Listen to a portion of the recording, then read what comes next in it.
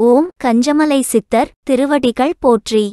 துறையூர் ஸ்ரீ அகத்தியர் சன்மார்க்க சங்கம் நாகப்பட்டினம் கிளை சங்கத்தின் சார்பாக 14/5/2024 செவ்வாய்க்கிழமை அன்று குருநாதர் தவத்திரு ஆறுமுக அரங்கமகா தேசிக சுவாமிகள் அவர்களின் நல்லாசியுடன் நாகப்பட்டினம் அரசு பொது மருத்துவமனை முன்புறமாக ஞானியர்களை பூஜித்த அரங்கரின் அருட்பிரசாதம் குருநாதரின் ஆசியால் சிறப்பான முறையில் அன்னதானம் வழங்கப்பட்டது.